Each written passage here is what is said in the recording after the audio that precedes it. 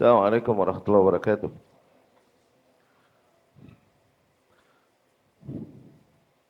Bismillahirrahmanirrahim. Alhamdulillah. Wassalatu wassalamu ala rasulillah wa ala alihi wa ashabihi wa man wala amma ba'd. Ikhwah, pertemuan kali ini kita hanya membahas kitab Al-Aqidah Al-Wasithiyah agar dipersiapkan pertanyaannya ba'da Isya insyaallah. Kita langsung masuk ke sesi pertanyaannya. Pertemuan sebelumnya telah kita membahas di bab 2 al-jam'u baina 'uluwihi wa qurbihi wa azaliyatihi wa abadiyatihi. Oke. Yang ini menyatukan di mana Allah Subhanahu wa taala menjelaskan bahwasanya sifatnya menyatukan dua kutub yang bertentangan. Ya.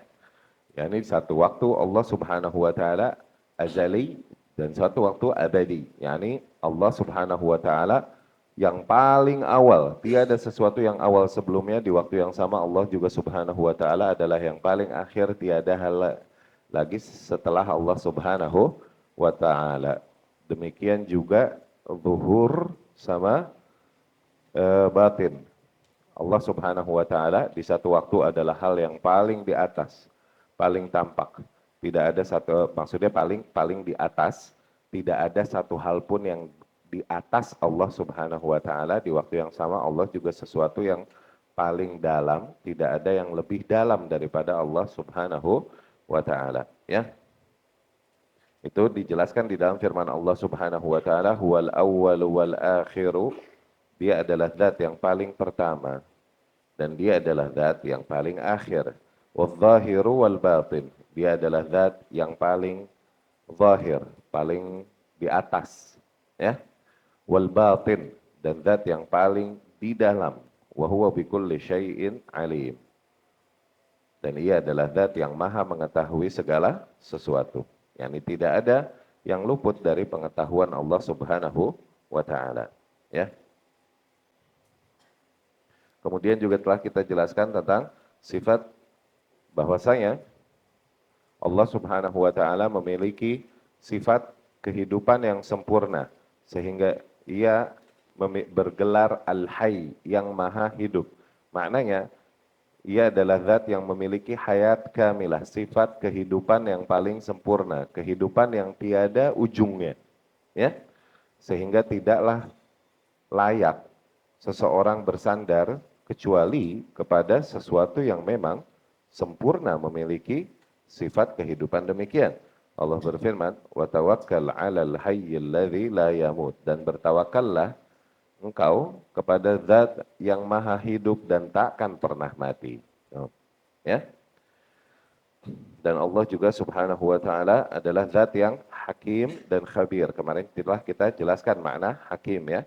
Hakim bisa Syekh Saleh Al-Fauzan hafizahullah menjelaskan hakim dalam artian Allah lah yang menghukumi apapun yang terjadi di alam semestanya, baik dengan qadar kauninya ataupun dengan qada syar'inya atau dengan qadar syar'inya. Allah yang menghukumi dan memutuskan hal tersebut dengan kehendaknya, ya. Atau Allah Subhanahu wa taala adalah zat yang memiliki hikmah yang sempurna, dan hikmah adalah Syekh Saleh Fauzan sini menjelaskan menempatkan setiap perkara pada tempatnya yang tepat, ya. Dan hikmah sebagaimana yang dijelaskan Ibnul Qayyim Al-Jauziyah rahimahullah, pernah kita sering kita sampaikan, fi'lu ma yanbaghi fil waqtil ladzi yanbaghi 'alal wajhil ladzi yanbaghi. Melakukan apa-apa yang sepantasnya untuk dilakukan pada saat yang tepat untuk dilakukan dan dengan bentuk yang paling proporsional. Yang ini tidak berlebihan, tidak juga kurang. Nah, sifat itu sempurna ada pada Allah Subhanahu wa taala sehingga Allah bergerak Al-Hakim, yang maha bijaksana. Ya. Itu makna hakim pada Allah Subhanahu wa taala. Dan khabir, khabir ini maknanya berilmu tentang sesuatu dengan ilmu yang mendalam. Oke? Bahasa kita khibrah, dari khibrah. Khibrah ini bahasa kita skill. Khibrah, skill. Nah, khabir yakni orang yang berskill, yang well talented. Oke? Nah, Allah Subhanahu wa taala mengetahui segala hal dan seluk-beluknya begitu mendalam. Itu makna khabir. Oke? Adapun Allah Subhanahu wa taala alim, yang maha mengetahui, yakni maha mengetahui segala hal yang terjadi. Apa yang belum terjadi, sedang terjadi, atau akan terjadi. Di kelak yang belum terjadi, terjadinya seperti apa, Allah maha tahu. Al-Khabir, Allah mengetahuinya, bukan mengetahui hanya luarnya saja, tapi mengetahui dengan mendalam. Itu khabir. Dari kata khibrah, yang kita bahasakan dengan bahasa kita apa? Skill. Itu telah kita jelaskan di pertemuan sebelumnya. Masuk ke bab selanjutnya, ketiga. Ihatat ilmihi bijami' makhlukatih. Keilmuan Allah Subhanahu wa taala meliputi seluruh ciptaannya. Keilmuan Allah Subhanahu wa taala meliputi seluruh ciptaannya, ya. Betapa keilmuan Allah meliputi seluruh ciptaannya. yakni tak ada yang tersembunyi dari keilmuan Allah Subhanahu wa taala, ya. Ya'lamu Allah Subhanahu wa taala. Qala rahimahullah, Al-Imam rahimahullah Ibnu Taimiyah berkata, qala Allah taala, Allah Subhanahu wa taala berfirman, ya'lamu ma yaliju fil ardi wa ma yakhruju minha wa ma yanzilu minas sama wa ma ya'ruju fiha. Ia mengetahui segala hal yang menyerap, yang masuk ke dalam bumi, dan segala hal yang keluar dari bumi, yakni yang muncul dari bumi. Ia mengetahui apa saja yang turun dari langit, dan ia mengetahui apa saja yang naik kepada langit. Ya, itu di dalam surat Saba. Kemudian Allah pun berfirman, wa indahu mafatihul ghaibi la ya'lamuha illa hu. Miliknya hanya padanya lah kunci-kunci gaib, yakni keilmuan gaib, ya, kunci-kunci keilmuan gaib yang tidaklah diketahui kecuali hanya olehnya. Wa ya'lamu ma fil barri wal bahri, dan ia mengetahui segala hal yang ada di darat maupun di lautan. Wa ma tasqutu min waraqatin illa ya'lamuha. Bahkan tidaklah selembar daun pun jatuh kecuali pasti ia mengetahuinya. Wala habbah fi dhulumatil ard, tidak pula sebuah biji yang berada di kegelapan bumi, wala ratab wala yabis, tidak ada satu hal pun yang bersifat basah maupun kering, illa fi kitabim mubin, kecuali itu semua telah tertulis di dalam kitab yang nyata. Kitab yang nyata di sini maksudnya Lauhul Mahfuz, ya. Baik, penjelasan dari Syekh Saleh Al-Fauzan hafizahullah. Ya'lamu ma yaliju fil ardi, firman Allah Subhanahu wa taala, Allah mengetahui segala hal yang masuk ke dalam bumi. Maknanya, ma yadkhulu fiha, apa-apa yang masuk ke dalam bumi, minal qatar wal budhur, baik sifatnya tetesan air ataupun benih-benih, wal kunuz wal mauta, ataupun mungkin harta-harta yang berada di dalam bumi, ataupun mungkin jasad-jasad yang dikubur di dalam bumi, wa ghairu dzalik, dan segala hal yang masuk ke dalam bumi. Wa ma yakhruju minha, firman Allah, dan apa-apa yang keluar dari bumi. Maknanya minal ard, maksudnya dari bumi, minan nabat wal ma'adin, maksudnya segala hal yang keluar dari perut bumi, baik sifatnya tumbuh-tumbuhan ataupun ma'adin, yakni hal-hal tambang, barang-barang tambang, ya. Wa ghairu dzalik, dan lain-lain. Wa ma yanzilu minas sama, Allah berfirman, dan apa-apa yang turun dari langit, ai maknanya minal matar, dari hujan, wal malaikah, ataupun malaikat, wa ghairu dzalik, dan hal-hal lain yang turun dari langit. Wa ma ya'ruju fiha, Allah berfirman, dan apa-apa yang naik ke langit, ai maknanya yas'adu fis sama, apa-apa yang naik ke langit, min malaikah, dari golongan malaikat, wa a'mal, atau laporan-laporan amalan-amalan hamba, wa ghairu dzalik, dan lain-lain. Wa syahid minal ayah al-karimah, okay? Korelasinya dari ayat tersebut adalah anna fiha itsbat ilmillah subhanahul muhit bikulli syai'. Di dalam ayat tersebut terdapat penegasan bahwasanya Allah memiliki ilmu yang dimana keilmuannya meliputi segala hal. Tak ada yang tersembunyi dari keilmuan Allah Subhanahu wa ta'ala. Dan firman Allah, wa indahu mafatihul ghaib, dan hanya miliknya lah kunci-kunci gaib. Kunci gaib maknanya indallah wahda khazain al-ghaib, maknanya perbendaharaan hal-hal yang gaib itu semua ada pada Allah Subhanahu wa ta'ala. Au ma yatawassal bihi ila ilmihi la ya'lamuha illa hu. Yang tiadalah mengetahui hal tersebut kecuali hanya Allah Subhanahu wa ta'ala. Faman idda'a ilma syai'in minha faqad kafar. Maka barang siapa di antara makhluk yang mengaku bahwasanya mereka mengetahui sebagian perkara-perkara yang gaib, maka dengan itu ia telah kufur. Maka dengan itu ia telah kufur, ya. Dari situ Rasul bersabda sallallahu alaihi wasallam, "Man ataka hinan aw arrafan fasaddaqahu bima yaqul faqad kafara bima unzila ala Muhammad sallallahu alaihi wasallam." Barang siapa yang datengin dukun atau arraf ya ini tukang ngeramal, oke? Okay? Terus dia percaya lagi yang disebutin, oke? Okay?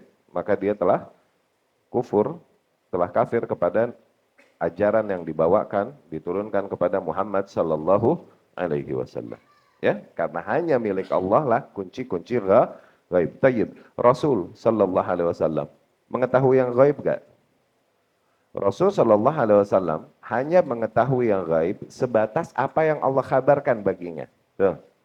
Seperti apa-apa yang terjadi di kemudian hari, di zaman-zaman kemudian yang Rasul mengetahuinya sallallahu alaihi wasallam. Seperti kejadian-kejadian yang jauh dari Rasul sallallahu alaihi wasallam terjadi, namun Rasul sallallahu alaihi wasallam di tempatnya di Madinah mengetahuinya. Ini banyak terjadi di dalam sirah. Tayyib, apakah Rasul sallallahu alaihi wasallam artinya mengetahui yang gaib? Maka jawabannya tidak. Oke? Rasul hanya mengetahui hanya sebatas hal-hal yang Allah berikan kisi-kisinya padanya, yang Allah memang sampaikan wahyu kabarnya kepadanya. Tapi apakah secara umum mutlak kita katakan Rasul mengetahui yang gaib? Maka kita jawab tidak. Ya, kalaupun semua kondisi zaman alam semesta dan agamanya kelak telah dikabarkan oleh Rasul Shallallahu Alaihi Wasallam di dalam hadis-hadisnya.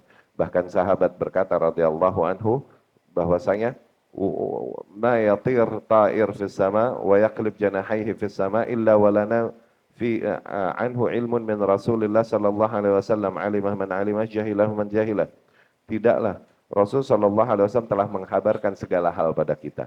Bahkan tidaklah seekor burung yang terbang di langit dan mengepakkan sayapnya di langit kecuali kita pasti punya ilmu tentang hal tersebut dari Rasulullah sallallahu alaihi wasallam.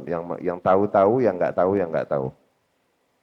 Oke, yang tahu-tahu, yang enggak tahu, enggak tahu. Ya, ini di antara sahabat ada yang mendengar, ada yang tidak. Maknanya apa? Maknanya Rasulullah Shallallahu Alaihi Wasallam di antara bentuk wahyu dan bimbingannya yang sempurna dari Allah Subhanahu Wa Taala telah menyampaikan kepada umatnya apa-apa saja yang kelak akan terjadi di masa-masa yang akan datang dari fitnah-fitnah dan lain-lain. Dan agama ini juga telah menyediakan solusinya dan tuntunannya bagi orang-orang yang beriman ketika menghadapi kondisi-kondisi demikian. Ya. Tapi apakah Rasul mengetahui yang gaib? Berarti tidak. Kecuali hanya sebatas apa yang Allah kabarkan baginya. Tidaklah menguasai ilmu gaib kecuali Allah Subhanahu wa taala, ya. Wa qad warad tafsir mafatih al-ghaib fil hadits alladhi rawahu Ibnu Umar kama fi sahihain. Dan yang dimaksud di dalam ayat ketika Allah berfirman mafatihul ghaib, kunci-kunci gaib, kunci-kunci gaib. Kunci gaib ini maksudnya apa? Diriwayatkan di dalam hadis di dalam Sahih Bukhari dan Muslim dari Ibnu Umar radhiyallahu anhu bahwasanya Nabi sallallahu alaihi wasallam bersabda, "Mafatihul ghaibi khamsun." Kunci-kunci gaib itu ada 5. Kunci-kunci gaib ada 5. Nah, ini ya yang dibilang tafsir bil ma'thur, mentafsirkan ayat dengan ayat atau ayat dengan hadis Nabi sallallahu alaihi wasallam. Ini metode tafsir yang paling dekat kepada kebenaran, yang memang di atas kebenaran sudah. Ya, tafsir bil ma'thur namanya. Tafsir dengan apa yang diriwayatkan. Ayat Rasul sallallahu alaihi wasallam menjelaskan bahwasanya ayat itu ditafsirkannya di ayat ini. Ayat itu ditafsirkannya di hadis ini. Nih Rasul memberikan keterangan. Ini tafsir bil ma'thur. Ini tafsir para salaf yang diriwayatkan dari para salafus saleh. Ya, demikian tafsir Ibnu Jarir At-Tabari rahimahullah. Oke. Dialah yang pertama kali menyusun tafsir demikian. Ya. Kemudian juga tafsir Ibnu Katsir rahimahullah. Ini tafsir bil ma'thur. Adapun metode-metode tafsir lain dalam mentafsirkan ayat-ayat Allah Subhanahu wa taala, tapi tidak dengan keterangan yang datang dari wahyu, baik dari kitabullah atau sunnah Rasul sallallahu alaihi wasallam, maka seringkali jauh dari kebenaran. Ya, tafsir birro'yi. Kemudian tafsir dan kemudian juga tafsir dengan lughah, tafsir dengan bahasa. Seringkali masuk ke dalam hal tersebut orang-orang yang berakidah Mu'tazilah seperti Al-Kasyaf, karyanya Zamakhsyari dan lain-lain. Ya. Demikian tafsir bil ma'thur. Nah, telah diriwayatkan tafsiran dari apa yang Allah maksud dengan mafatihul ghaib, kunci-kunci ghaib ini di dalam apa yang diriwayatkan Imam Bukhari dan Muslim rahimahumullah dari Ibnu Umar radhiyallahu anhu, Nabi bersabda sallallahu alaihi wasallam, mafatihul ghaibi khamsun, kunci-kunci ghaib ada 5, la ya'lamuhunna illallah, tidaklah mengetahui hal tersebut kecuali hanya Allah. Thumma qara' hadhil ayah, kemudian Rasul membaca ayat ini, yakni ayat tersebut yang disebut, ya ayat itu yang disebutkan di dalamnya 5 hal yang merupakan ilmu gaib yang hanya Allah yang mengetahuinya.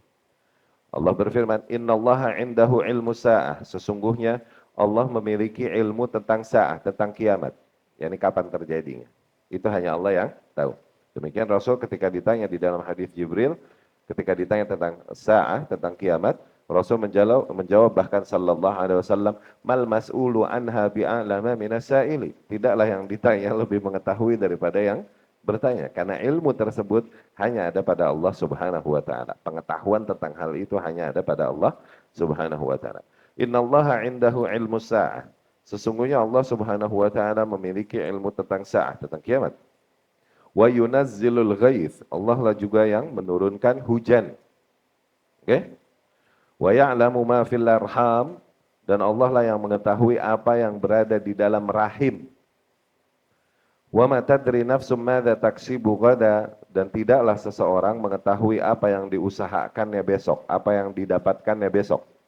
Ya kan? Wallahu a'lam. Sehingga ketika kita menjanjikan sesuatu besok, kita katakan insyaallah. Ya. Wa ma tadri nafsun bi ayyi ardin tamut. Dan tidaklah seseorang mengetahui di belahan bumi mana kelak dia akan mati. Tuh. Ya. Itu mafatihul ghaib. Ya. Ucapan insyaallah untuk sesuatu yang akan kita lakukan, itu selain isbat bahwasanya semua itu kuasanya ada pada Allah Subhanahu wa taala, di waktu yang sama juga ucapan insyaallah menghadirkan bantuan Allah Subhanahu wa taala kita, hauluhu wa quwwatuh. Nah, oke? Untuk melakukannya. Sekali lagi, ucapan insyaallah ini bukan hanya ta'liq, oke? Bahwasanya itu akan terjadi atau akan kita lakukan besok kalau Allah menghendaki, bukan hanya sebatas itu, tapi ucapan insyaallah juga wallahu a'lam menghadirkan kuasa dari Allah Subhanahu wa taala bagi kita agar kita dapat merealisasikannya sebagaimana yang kita ucapkan. Karena di hadisnya Rasul sallallahu alaihi wasallam itu tentang Sulaiman, Abu Hurairah radhiyallahu anhu, Sulaiman alaihi salam berkata suatu hari, la atufanna al-lailah ala mi'ati imra'ah. Malam ini aku akan berkeliling pada 100 wanitaku. Yani akan dia setubuhi 100 wanita ini di malam itu. Karena di syariat terdahulu boleh punya wanita banyak nih, nggak ada batasannya. La atufanna al-lailah ala mi'ati imra'ah. Malam ini aku akan berkeliling pada 100 wanitaku.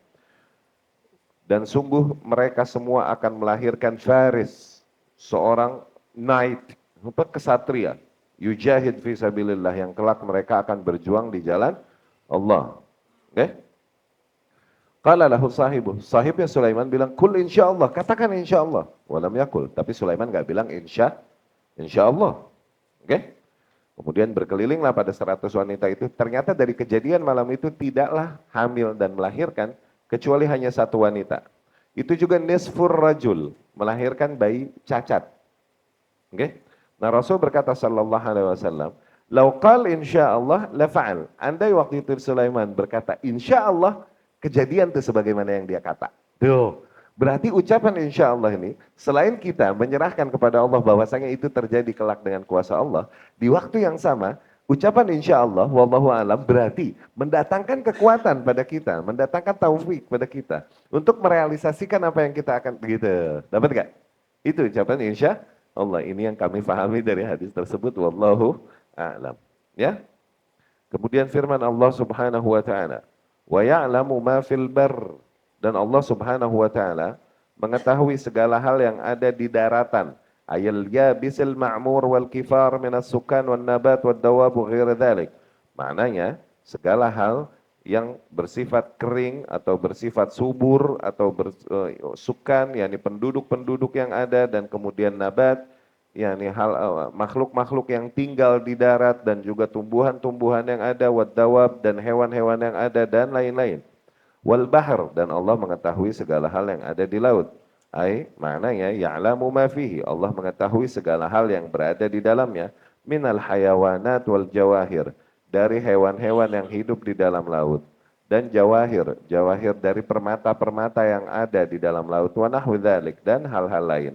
Wa ma tasqutu min waraqah, Allah berfirman, dan Allah mengetahui tidaklah selembar daun pun jatuh min asjaril bar, baik dari pohon-pohon yang ada di daratan wal bahar maupun di lautan, wa ghairi dzalik, yakni tidaklah selembar daun pun dari pohon-pohon yang ada di daratan maupun di lautan jatuh illa ya'lamuha, kecuali pasti Allah mengetahuinya. Ya'lamuha ya'lam zamana sukutiha wa makanih. Maknanya Allah bukan hanya mengetahuinya tapi mengetahui kapan jatuhnya dan di mana terjatuhnya sehelai daun tersebut. Wala habbat fi dhulumatil ard, dan tidaklah sebiji pun yang ada di dalam kegelapan bumi.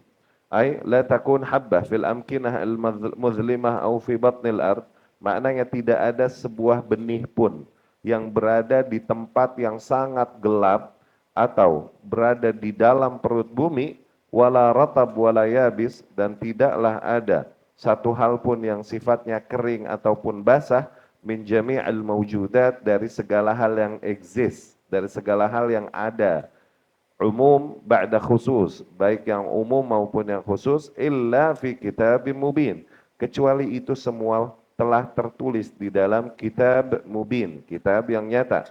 Ay la yahsulu syai'un min dzalik, maknanya tidaklah terjadi satu hal pun dari hal-hal tersebut illa wa huwa maktub, kecuali pasti hal tersebut telah tertulis fil lauhil mahfuz, di dalam lauhul mahfuz.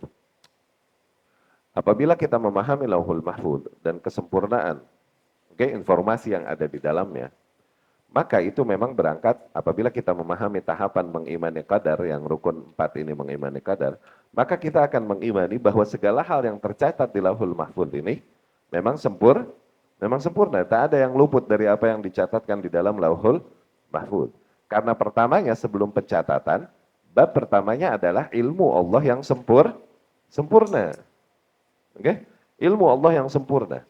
Allah mengetahui segala hal yang telah terjadi, sedang terjadi, belum terjadi. Tahapan keduanya baru al-kitabah. Ingat gak? Rukun mengimani qadar. Setelah ilmu Allah yang sempurna, barulah penulisan. Allah menciptakan kolam, pena. Sebelum segala hal Allah menciptakan pena dulu. Kemudian Allah berkata pada pena, uktub, tulis. Kemudian pena berkata, madza aktub ya Rabbi, apa yang aku harus tulis ya Rabb? Allah berkata, uktub ma huwa kain ila yaumil qiyamah. Tulis segala hal yang akan terjadi kelak sampai hari kiamat. Okay? Berangkat dari kesempurnaan Allah, keilmuan Allah tentang apa yang akan terjadi sampai hari kiamat, dituliskan oleh pena. Dituliskannya di mana? Di lauhul mahfuz. Nah, penulisan ini, fase penulisan inilah yang dibilang takdir, penentuan kadar. Tuh, kalau dibilang takdir artinya penentuan kadarnya. Setelah itu baru masyiah, Allah berkehendak. Allah menghendaki, apapun yang Allah kehendaki terjadi, apapun yang Allah tak kehendaki maka tak terjadi. Oke? Nah, kemudian setelah itu baru fase berikutnya, qadha. Mulai Allah, qadha yakni eksekusi. Segala hal poin yang tercatat di lauhul mahfuz mulai dieksekusi oleh Allah, dijadikan di alam semesta. Oke? Itu qadha, itu bedanya qadha sama qadar. Qadar atau takdir itu penulisan. Qadha adalah apa yang tertulis direalisasikan di alam semesta, itu di qadha tuh. Ya, dan antara qadha dengan penulisan di lauhul mahfuz jaraknya 50.000 tahun. Itu pernah kita jelaskan ya. maka tidak ada satu hal pun yang luput dari informasi yang tercatat di dalam Lauhul Mahfuz. Ya, yakni mengimaninya ini sinkron dengan mengimani kesempurnaan ilmu Allah Subhanahu wa taala. Ya. Wajhu syahid minal ayah. Tayyib, sisi korelasinya dari ayat tersebut apa? Anna fiha itsbat annahu la ya'lamul ghaiba illallah. Di dalam ayat tersebut terdapat penegasan bahwasanya tidaklah mengetahui hal-hal yang gaib tersebut kecuali hanya Allah Subhanahu wa taala. Wa anna ilmahu muhitun bikulli syai'. Dan bahwasanya keilmuan Allah Subhanahu wa taala meliputi segala hal. Wa fiha itsbatul qadar, dan di dalam ayat-ayat tersebut juga terdapat penetapan qadar wal kitabah, dan penulisan. Tuh, qadar itu penulisan, ya. Fil lauhil mahfuz, di dalam lauhul mahfuz, ya. Kemudian qala rahimahullah, Syekhul Islam rahimahullah berkata, qala Allah taala, Allah Subhanahu wa taala berfirman, "Wa ma tahmilu min untha wa la tadha' illa bi'ilmih." Tidaklah ada satu betina pun hamil dan tidaklah ada satu betina pun melahirkan kecuali Allah Subhanahu wa taala mengetahuinya. Ya. Untha di sini maksudnya betina, ya. Betina atau wanita. Tidak ada di antara makhluk-makhluknya yang bersifat betina, yang bersifat wanita, berisi, hamil, dan melahirkan, kecuali pasti Allah mengetahui hal tersebut. Lita'lamu annallaha ala kulli syai'in qadir wa annallaha qad ahata bi kulli syai'in ilma. Kemudian Allah berkata, agar kalian mengetahui bahwasanya Allah Subhanahu wa taala Maha mampu akan segala sesuatu, dan bahwasanya Allah Subhanahu wa taala telah meliputi, yakni keilmuannya telah meliputi segala hal. Wa qauluh, dan firman Allah Subhanahu wa taala, innallaha huwar razzaqu dzul quwwatil matin. Sesungguhnya Allah lah zat yang maha memberi rizki dan zat yang memiliki kekuatan yang sangat dahsyat, ya. Penjelasannya dari Syekh Saleh Al-Fauzan hafizahullah. Ay la yakunu hamlun wala wad'un illa wallahu alimun bih. Maknanya adalah tidaklah terjadi peristiwa hamil atau melahirkan kecuali pasti Allah mengetahui hal tersebut. Fala yakhruju syai'un min ilmihi wa tadbirih. Tidaklah ada satu hal pun yang berada di luar keilmuannya atau di luar pengaturannya.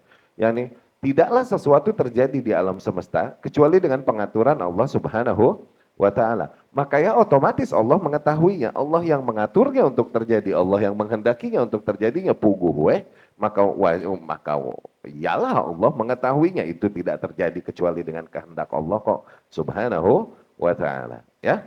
Faya'lamu subhanahu fi ayyi yaumin tahmilul untha. Allah Maha mengetahui di hari apa mulai betina tersebut mengandung, wa fi ayyi yaumin tadha', dan di hari apa kelak betina tersebut melahirkan, wa nau'u hamliha, dan bagaimana macam kehamilannya, hal huwa dzakar au untha, apakah akan melahirkan lelaki atau wanita, atau melahirkan jantan atau betina. Allah mengetahui itu semua. Lita'lamu annallaha ala kulli syai'in qadir. Firman Allah, agar kalian mengetahui bahwasanya Allah Maha mampu akan segala sesuatu. Al-lam muta'alliqah biqaulihi ta'ala. Lam di sini yakni agar, kata agar di ayat ini itu berkaitan dengan firman Allah Subhanahu wa taala sebelumnya. Khalaqa sab'a samawati wa minal ardi mithlahun. Allah berfirman, Allah telah menciptakan 7 lapis langit, dan demikian serupa Allah ciptakan pada bumi. Allah telah menciptakan 7 lapis langit, dan demikian pula Allah jadikan pada bumi. Ya. Fa'ala dzalik, Allah melakukan itu semua, maknanya lita'lamu, dan Allah menyampaikan, mengkhabarkan itu semua agar kalian mengetahui kamala qudratih, betapa sempurnanya kemampuan atau kuasa Allah Subhanahu wa taala. Wa anna Allah qad ahata bikulli syai'in ilma, dan bahwasanya Allah Subhanahu wa taala telah meliputi ilmunya, meliputi segala hal. Maknanya lita'lamu ihatata ilmihi, agar kalian juga mengetahui bahwasanya betapa Allah Subhanahu wa taala keilmuannya telah meliputi bil asya, segala hal. Fala yakhruju an ilmihi syai'un, tidaklah ada satu hal pun yang keluar dari wawasan Allah Subhanahu wa taala, kainan makan, apapun hal tersebut. Ya. Wa ilman mansub ala tamyiz atau ala al-masdariyah li'annahu ahata biha bima'na alima. Oke. Asyahid min al-ayatain, korelasi yang dapat diambil dari dua ayat tersebut, dua ayat yang mulia tersebut adalah anna fihima itsbatu ilmillahil muhit bi kulli syai'in wa itsbatu qudratihi ala kulli syai'in. Ayat tersebut menegaskan, okay, keilmuan Allah Subhanahu wa taala yang meliputi segala hal dan menegaskan kuasa Allah Subhanahu wa taala ke atas segala hal, ya. Wa qauluhu ta'ala, dan firman Allah Subhanahu wa taala, innallaha huwar razzaq, sesungguhnya Allah lah zat yang maha memberi rizki. Maknanya bukan Allah Subhanahu wa taala, bukan hanya sebatas Allah zat yang maha kaya dan senantiasa memberi rizki. Ketika seorang hamba meyakini bahwa Allah adalah Razzaq, zat yang maha memberi rizki, okay? Bukan maknanya hanya sebatas Allah Subhanahu wa taala maha kaya dan Allah senantiasa melimpahkan rizkinya pada para makhluknya. Bukan hanya sebatas itu. Oke? Tapi juga maknanya ketika seorang hamba meyakini bahwa Allah adalah Ar-Razzaq, zat yang maha memberi rizki, maknanya la raziqa ghairuh. Tidak ada zat lain memang yang membagi rizki kecuali hanya Allah Subhanahu wa taala. Jadi nafi dan isbat. Oke? Tidak ada zat lain memang yang memberi rizki kepada para makhluk kecuali hanya Allah Subhanahu wa taala. Alladzi yarzuqu makhluqatih, yang memberikan rizkinya kepada seluruh makhluknya, wa yaqumu bima yuslihuhum, dan senantiasa menjadikan hal-hal yang bermaslahat bagi para makhluknya.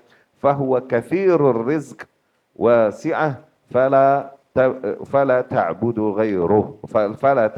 ghairah. Nah, maka ialah zat yang memiliki seluruh rizki tersebut, seluruh kuasa rizki tersebut, maka janganlah kalian menyembah hal lain selain Allah Subhanahu wa ta'ala. Ya. Jadi nilai-nilai kesempurnaan sifat-sifat Allah Subhanahu wa ta'ala, ketika seorang hamba nambah memahami dari yang kita bahas dari kemarin-kemarin nih. Oke? Allah Maha Rahman, Allah Maha Rahim, Allah Maha Hidup. Iya gak? Allah Maha Mengetahui, Allah Maha Berkuasa, Allah Maha Razzaq. Oke? Maha memberi rizki. Bahwasanya tiada satu hal pun kuasa akan hal-hal tersebut kecuali hanya ada pada Allah Subhanahu wa ta'ala. Seorang hamba ketika dia mempelajari asma wa sifat ini, harusnya nilai yang paling pertama termotivasi pada seorang hamba yang mempelajari hal ini apa? Ketika seorang hamba memahami asma-asma dan sifat-sifat Allah Subhanahu wa ta'ala begini, harusnya nih hamba, hal pertama yang paling dia termotivasi dari memahami hal ini apa? Dia tersudutkan di sebuah posisi bahwa emang gak ada yang layak untuk aku sembah kecuali emang cuman Allah. Tuh, itu Jal. Itu fungsinya belajar asma wa sifat. Fungsi awalnya itu. Kau menyembahnya bukan karena ini kebiasaan turun-temurunmu.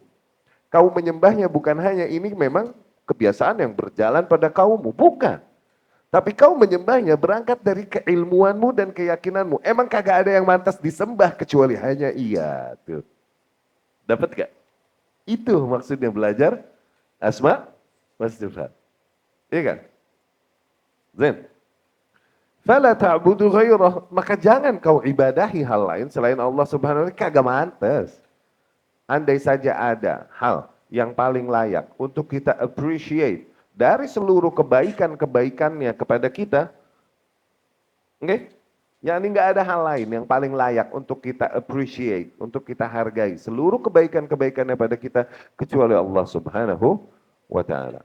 Kok bisa seorang hamba berakal sehat, dia tahu bagaimana membalas budi makhluk, tapi dia tidak tahu bagaimana menghargai nikmat-nikmat yang telah Allah Subhanahu wa taala berikan kepadanya. Ya.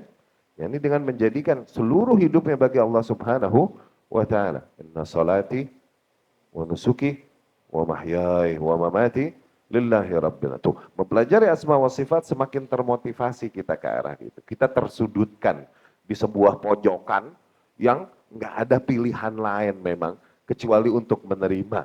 Emang kudu Allah, emang cuman Allah yang pantas gua sembah, begitu Jal. Iya nggak? Tersudutkan Jal, sudut-sudut, iya kan? Dzul Quwwah, zat Allah berfirman, Dzul Quwwah, Allah zat yang memiliki kekuatan yang matin, yang dahsyat. Maknanya sahibul quwwah at-tamah, zat yang memiliki kekuatan yang sempurna, alladzi la ya'tarihi dha'f. Allah al-qawi. Allah Dzul Quwwah. Allah zat yang memiliki kekuatan sehingga Allah bergelar al-qawi, zat yang maha kuat. Maknanya apa? Di mana kekuatan yang ada pada Allah begitu sempurna, tidak ada sedikit pun kadar kelemahan pada kekuatannya. Tuh. Tidak ada sedikit pun kadar capek. Tidak ada sedikit pun kadar tidak mampu pada Allah Subhanahu wa taala. Itu sifat-sifat yang Allah yatanazzah. Allah tersucikan dirinya dari sifat-sifat itu. Itu maknanya Allah zat yang maha kuat. Dzul quwwatil matin. Al-baligh fil quwwah wal qudrah, yakni yang sempurna dalam kadar kekuatan dan kuasanya, nihayatahuma, ya, sampai ke titik kesempurnaan, fala yalhaquhu fi af'alihi masyaqqah, sehingga tidak ada dari aktivitas-aktivitas Allah yang Allah lakukan mendatangkan keletihan. Tuh, tidak akan ada keletihan dari aktivitas-aktivitas dari af'al, dari aktivitas-aktivitas Allah Subhanahu wa taala. Wala kulfah wala ta'ab. Tidak ada juga beban, tidak ada juga letih dari apa, dari seluruh hal yang Allah Subhanahu wa taala lakukan, ya. Wal matanah ma'naha asyiddah wal quwwah. Tayyib. Asyahid min al-ayah al-karimah. Korelasi dari ayat yang mulia ini adalah anna fiha itsbat ismih ar-razzaq. Di dalam ayat ini terdapat penegasan bahwa di antara ism, di antara gelar Allah, di antara nama Allah ada ar-razzaq. Ya, ar-razzaq, zat yang maha memberi rezeki. Wa wasfuh bil quwwah at-tammah. Dan di dalam ayat ini juga terdapat penegasan bahwasanya adanya sifat pada Allah Subhanahu wa taala, sifat kekuatan, kuasa yang sangat sempurna, allati la ya'tariha dha'f, kekuatan yang tidak ada sama sekali kadar kelemahan di dalamnya, wala ta'ab, tidak ada kadar letih di dalamnya, Subhanahu wa ta'ala, ya. Wa fiha al-istidlal ala wujub ibadatihi wahdahu la syarikalah. Tuh, maka dari ayat-ayat atau nilai-nilai demikian terdapat indikasi yang menunjukkan pada seorang hamba bahwa memang sungguh layaknya atau wajibnya kita memang hanya beribadah kepada Allah Subhanahu wa taala, tidak ada sekutu yang lain baginya. Ia zat yang memiliki seluruh kekuatan. Kalau kita mau nyembah sesuatu, jangan sesuatu yang masih bisa kalah sama yang lain, gitu kan? Kalau kita mau nyembah sesuatu, jangan sesuatu yang masih bisa mati juga, nggak sempurna hidupnya. Kalau kita mau nyembah sesuatu, jangan sesuatu yang bisa jadi dia nggak tahu beberapa hal, nanti ditipu lagi dia, diprank lagi. Masa Tuhan kita diprank? Iya kan? Nah, di dalam pengetahuan ini semua tentang asma dan sifat ini terdapat istidlal. Dari situ seorang hamba dapat mengambil petunjuk bahwa sungguh wajib, layaknya bahkan wajibnya ia hanya menghambakan diri pada Allah Subhanahu wa taala. Bab berikutnya, bab keempat, itsbat as-sama' wal basar lillah subhanahu. Penetapan, yakni penegasan adanya sifat mendengar dan melihat pada Allah Subhanahu wa taala. Adanya sifat mendengar dan melihat pada Allah Subhanahu wa taala.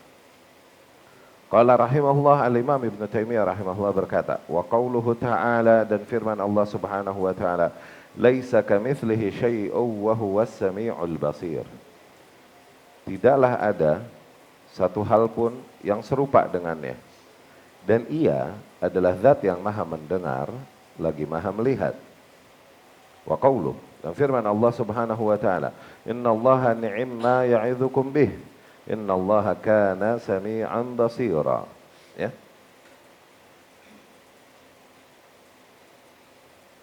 Betapa sesungguhnya Allah adalah senikmat-nikmatnya zat yang memberikan arahannya kepada kalian. Sesungguhnya Allah adalah zat yang maha mendengar lagi maha melihat. Ya. Taib, laisa kamitslihi syai'un. Kita lihat penjelasan yang datang dari Syekh Saleh Al-Fauzan hafizahullah. Sebelumnya ayat ini Allah berfirman, "Fatiras samawati wal ard." Zat yang menciptakan langit dan bumi.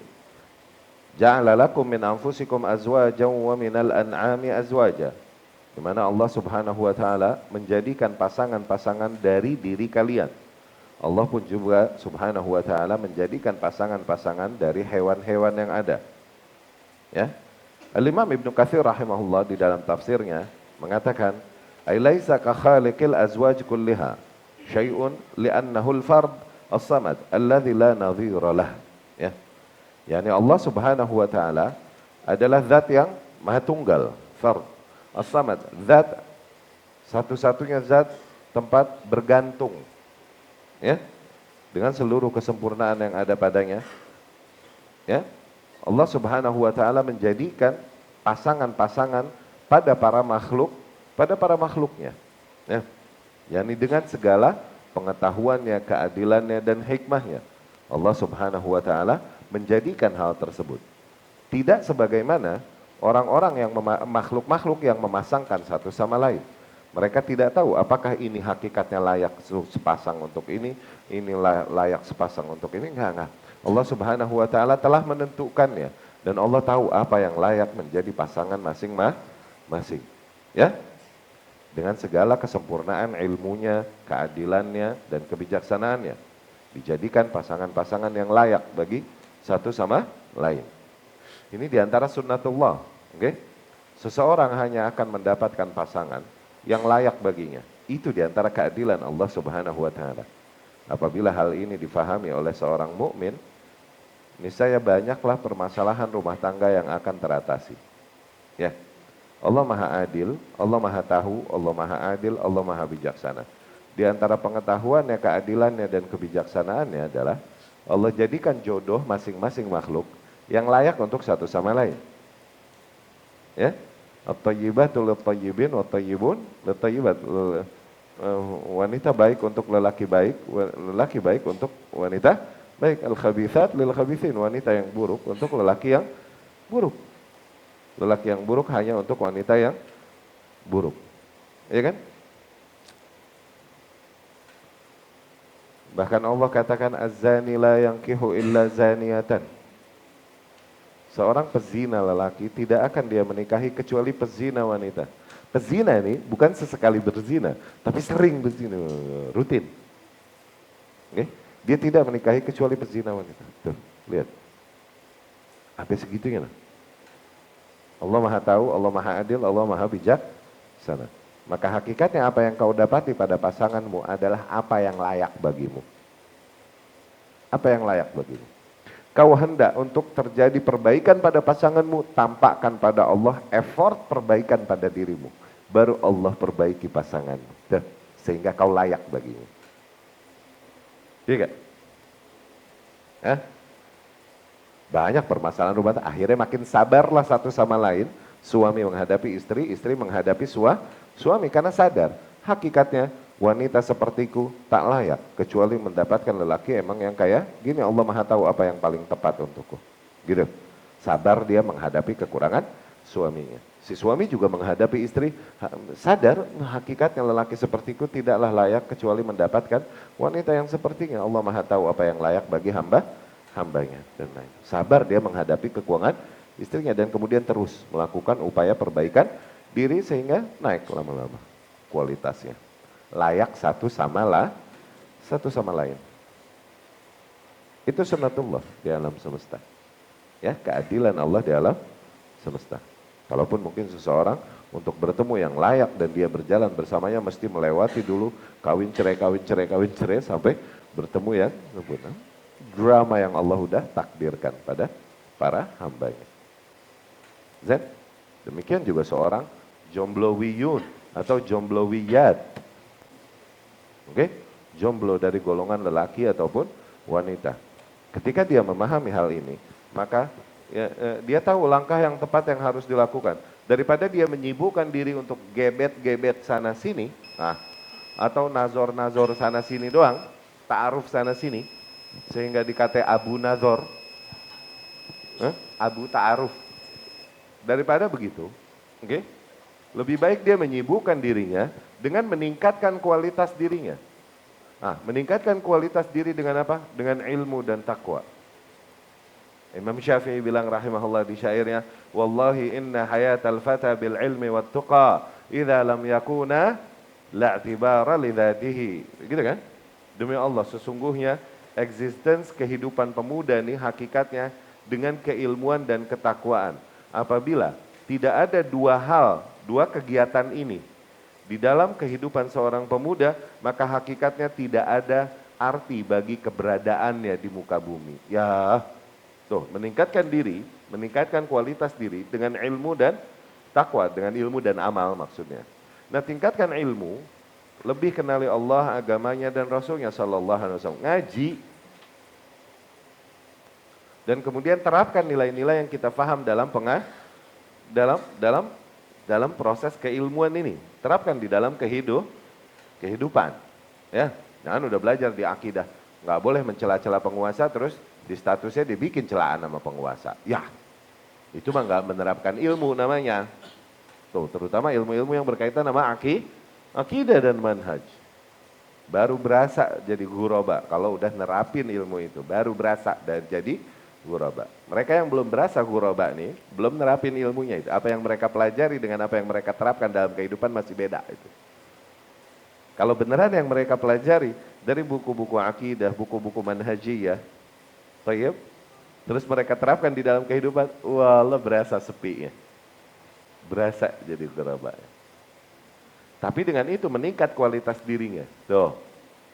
Nanti di waktu yang tepat, dan Allah Maha tahu kapan waktu yang tepat, Allah akan datangkan baginya juga wanita yang juga emang udah meningkatkan kualitas dirinya yang tepat untuk dia, yang layak untuk dia. Sehingga mereka deserves each other, saling layak satu sama lain. Begitu buat jomblo mah.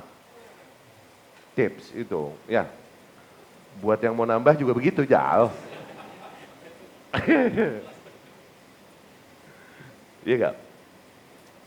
Ala kulli hal, demikianlah Allah Subhanahu wa taala. Allah menciptakan pasangan-pasangan satu sama lain tidak sebagaimana para makhluk memasang-masangkan di antara makhluk-makhluk yang lain. Allah Maha tahu. Al-Fard, As-Samad. Allah Maha tunggal dengan seluruh kesempurnaannya dan kuasanya. Allah Maha tunggal. As-Samad, Allah tempat bergantung. Ya.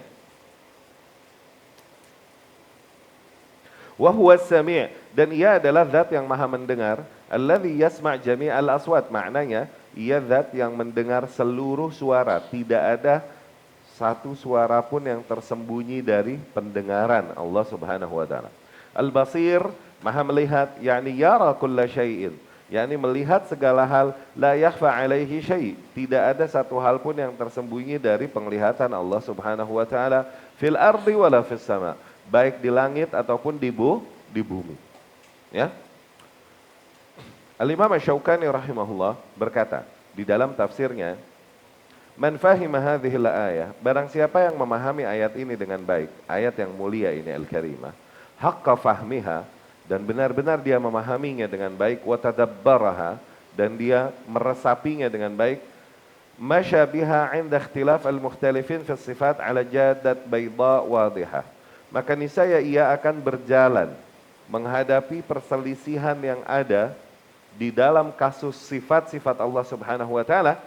Niscaya dia akan berjalan di atas jalan yang lurus dan terang, yang clear. Ya. Yazdadu basirah idza ta'ammal ma'na qaulih. Apalah lagi, bertambahlah dia basirahnya, yakni pemahamannya di dalam hal ini, ketika dia mendalami firman Allah Subhanahu wa taala, ia adalah zat yang maha mendengar lagi maha melihat. Fa inna hadzal isbat ba'da dzalika nafi, karena isbat tersebut, yakni penegasan sifat Allah tersebut, yakni Allah maha mendengar lagi maha melihat, setelah nafi itu, setelah nafi laisa kamitslihi syai'un, tiada satu hal pun serupa dengan Allah Subhanahu wa taala, limumathil qad ishtamala ala bardil yakin, itu hakikatnya telah benar-benar menyimpulkan sebuah kesimpulan yang membawakan keyakinan yang sangat memuaskan tuh. Dinginnya keyakinan, wa syifa as-sudur, membawa kepuasan hati, kesembuhan hati. Wa insilaj al-qulub, membawa ademnya hati. Faqdar ya talibal haqq qadra hadhil hujjah an-nayyirah wal burhan al-qawi. Maka coba bayangkanlah wahai para penuntut hak, para pengejar ilmu, betapa agungnya hujjah yang terang ini dan keterangan yang sangat kuat ini. Fa innaka tuhattim biha katsiran minal bid'ah wa tuhashim biha ru'usan minadh dhalalah. Dengan hujjah ini kau akan banyak memecahkan dan mematahkan seluruh bentuk bid'ah-bid'ah yang ada, dan kau akan dapat menepis, seluruh yakni tokoh-tokoh kesesatan yang membawakan kesesatan kepada manusia. Wa turghim biha unuf tawaif minal mutakallimin, dengan hujah yang sangat nyata ini kau akan mempermalukan para tokoh-tokoh ahli bid'ah dari golongan mutakallimin. Mempermalukan, turghim biha unuf, yakni hidungnya disungsebin masuk ke tanah, tuh maksudnya ini mempermalukan. Gitu ya. Wala sayyama idza dhamamta ilaihi qaulahu ta'ala, apalah lagi kau tambah dengan memahami dengan dalam firman Allah Subhanahu wa taala, wala yuhituna bihi ilman, dan tidaklah para makhluk menguasai keilmuan tentang Allah Subhanahu wa taala. Tuh. Maknanya apa? Ayat ini adalah hujah yang sangat kuat, nyata buat konsep asma wa sifat ahlus sunnah. Maksudnya, laisa kamitslihi syai'un wa huwas sami'ul basir. Begitu, oke? Dengan laisa kamitslihi syai'un, tidaklah ada yang serupa dengan Allah Subhanahu wa taala. Dengan ini kita menepis dan mematahkan kelompok satu kutub kesesatan di dalam asma, yaitu musyabbihah, para kelompok yang menserupakan Allah dengan para makhluknya. Menserupakan Allah dengan makhluk. Kita bilang laisa kamitslihi syai'un. Tiada zat, tiada satu hal pun yang serupa dengan Allah Subhanahu wa taala. Di waktu yang sama, wa huwas sami'ul basir, dengan menegaskan bahwa ia adalah zat yang maha mendengar lagi maha melihat. Dengan ini kita menepis atau mematahkan satu kutub kesesatan satunya, yaitu para ahli takwil, para ahli dari golongan Jahmiyah yang menafikan sifat-sifat Allah Subhanahu wa taala. Karena kesesatan selalu al-haq wasatun baina tarfain. Hak itu selalu sesuatu yang di tengah di antara dua kutub, dhalalatain, yang sesat. Hak itu selalu satu kutub di tengah, satu posisi di tengah di antara dua kutub kesesatan. Ahlus sunnah konsepnya selalu di tengah. Selalu di tengah. Semua konsep. Dalam qadar, kita di tengah. Kita menghajar kelompok qadariyah yang bilang takdir nggak ada, kita bilang takdir ada, kita sikat. Tapi kita juga nggak hajar kelompok jabriyah yang bilang takdir ada tapi bablas. Tidak ada kemampuan dan pilihan bagi manusia. Nggak begitu. Ada kemampuan dan pilihan bagi manusia. Tuh begitu kan? Kita di tengah nggak? Iya nggak? Iman. Iya nggak? Iman kita di tengah. Kita mengingkari kelompok Khawarij yang mengatakan bahwasanya iman enggak naik dan turun. Kalau turun terjadi maksiat maka dia jadi kafir. Kita sikat. Kita bilang enggak, iman naik turun. Wow. Iya nggak? Tapi di waktu yang sama kita juga ngehajar kutub Murji'ah yang bilang orang kalau udah beriman mau dosa kayak apa lagi udah dijamin sorga, nggak bakalan ditulis lagi dosa buat dia. Nggak begitu, tetap ada tulisan dosa. Tuh, begitu kita di tengah kan, konsep mentaati penguasa, konsep mentaati para pembesar dan penguasa, kita di tengah. Kita mengingkari kelompok Khawarij, Bughat dan lain-lain, yang dimana tidaklah ada satu orang penguasa pun kecuali pasti mereka kritik dan ingkari dan perangi. Rasul aja dikritisi, dikata berbuat adil lah kau Muhammad, berarti kau zolim Muhammad, artinya begitu kan. Rasul dikritik, apalagi yang ini, ya gak, Khawarij gitu. Mau malaikat Jibril alaihi salam lagi yang mimpin, dia kritik juga Jal, Khawarij. Kita sikat mereka, enggak, taati penguasa, ya gak. Tapi juga kita menyikat kelompok satunya, Rafidhah, yang dimana penguasa dan pembesar mereka sucikan sampai level maksum. Kita bilang, enggak, mereka orang, bisa dosa juga. Dapat gak? Kita kan salah dengar. Demikian di dalam asma wa sifat. Oke? Sebagian kaum, di sifat-sifat Allah subhanahu wa ta'ala, diserupakan Allah dengan sifat-sifat para makhluk. Ini musyabbihah. Zan? Kita sikat, enggak. Sungguh Allah tidak serupa dengan laisa kamitslihi syai'un. Oke? Tapi apakah maknanya Allah Subhanahu wa taala tidak memiliki sifat sama sekali? Enggak begitu. Allah sendiri yang bilang wa huwas samiul basir. Ia adalah zat yang Maha mendengar lagi Maha melihat. Tuh, kita bilang Allah tidak mirip segala sesuatu bukan berarti Allah enggak punya sifat. Allah punya sifat. Nah, kaum Jahmiyah maunya menafikan seluruh sifat. Semua sifat Allah dia samakan dengan makhluk. Karena standarnya begitu. Akhirnya dia nafikan sifat tersebut dengan hujah katanya mau mensucikan Allah, yang ada jadi ngerusak dan menentang sifat-sifat Allah. Masa Allah mendengar? Mendengar mah sifat makhluk. Allah tidak mendengar. Masa Allah melihat? Melihat mah sifat makhluk. Masa Allah punya tangan? Tangan mah ada pada makhluk. Akhirnya kabar-kabar langit, kabar-kabar wahyu tentang Allah semuanya ditepis. Dengan hujah katanya mau mensucikan Allah tuh. Masa Allah di atas? Allah mah di luar ruang dan di luar waktu. Di mana? Di mana-mana. Jadi dia mah kalau doa begitu tuh. Kita mah fitrah doa begini kan? Fitrah. Kenapa? Allah di mana? Nah, Jahmiyah kalau doa gimana? Begitu. Dia nggak tahu Allahnya di mana. Berarti begitu kan? Allah di mana-mana katanya. Terus ngapain mengadah ke atas loh? Fitrah itu, dalil fitrah namanya. Dalil fitrah tuh. Iya gak? Hah? Kita menepi itu. Mereka nih hakikatnya kaumun adha'u rabbahum. Kaum yang mau menghilangkan dan meniadakan Tuhan mereka. Karena semua sifatnya mau dibilang gak ada. Mau ditepis oleh mereka. Sesuatu kalau emang exist, punya sifat existence, wujud, maka dia harus punya sifat. Wala yuhituna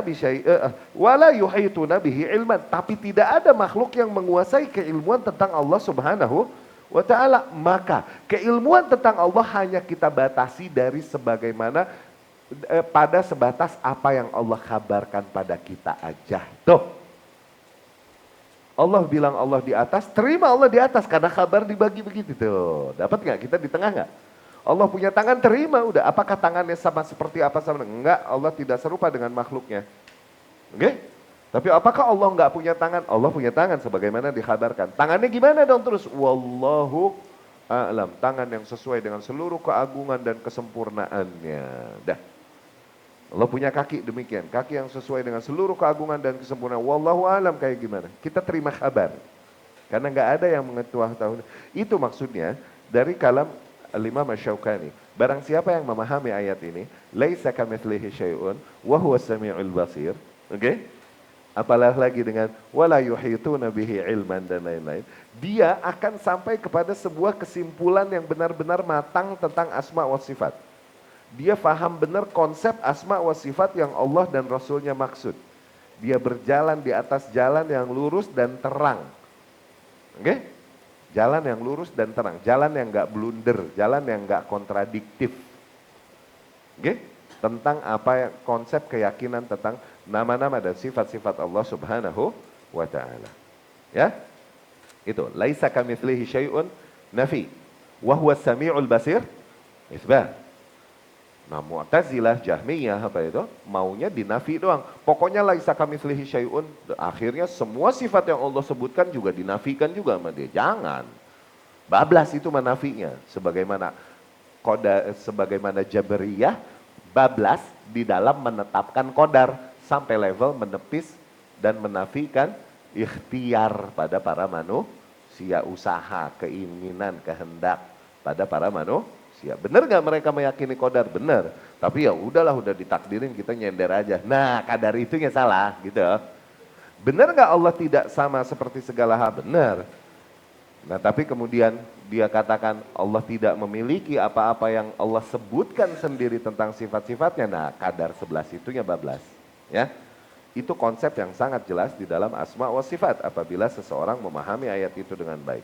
Qauluh, firman Allah Subhanahu wa taala, innallaha ni'ma qawluhu innallaha ya'murukum an tu'addul amanati ila ahliha wa idza hakamtum bainan nas an tahkumu bil 'adl. Sebelumnya ada firman Allah Subhanahu wa taala, sesungguhnya Allah memerintahkan kalian untuk menunaikan amanat-amanat kepada para ahlinya. Dan apabila kalian berhukum di antara para manusia agar kalian berhukum dengan adil. Barulah innallaha ni'ma ya'idzukum bih. Ya, maksudnya adalah Allah Subhanahu wa taala senikmat-nikmatnya zat yang memberikan pengarahan kepada kalian. Gitu. Ya'idzukum maksudnya ya'murukum, memerintahkan bihi min ada'al amanat, memerintahkan kalian untuk menunaikan amanat wal hukmi bainan nas bil adl, dan berhukum di antara para manusia dengan keadilan. Wa qauluh, dan firman Allah Subhanahu wa taala, innallaha kana sami'an basira. Ya. Ini sebagaimana yang telah kita tegaskan tadi, Allah memiliki sifat mendengar lagi melihat. Di ayat ini maksudnya annahu subhanah, maknanya Allah Subhanahu wa taala sami'ul lima taqulun. Allah Maha mendengar apa yang kalian ucapkan, basirum bima taf'alun, dan Allah Maha melihat apa yang kalian lakukan. Ya. Setelah Allah perintahkan agar kalian menunaikan amanat dan agar berhukum dengan adil di antara para manusia, awas. Allah Maha mendengar apa yang kalian ucapkan, Allah Maha melihat apa yang kalian lakukan. Begitu maksudnya. Ya. Asyahid minal ayatainil karimatain. Korelasinya dari dua ayat yang mulia ini adalah fihima itsbatus sami' wal basar. Di dalam dua ayat tersebut terdapat penegasan sifat dengar dan lihat pada Allah Subhanahu wa taala. Ya, yakni pendengaran yang sempurna dan penglihatan yang sempurna yang tiada tersembunyi darinya satu hal pun.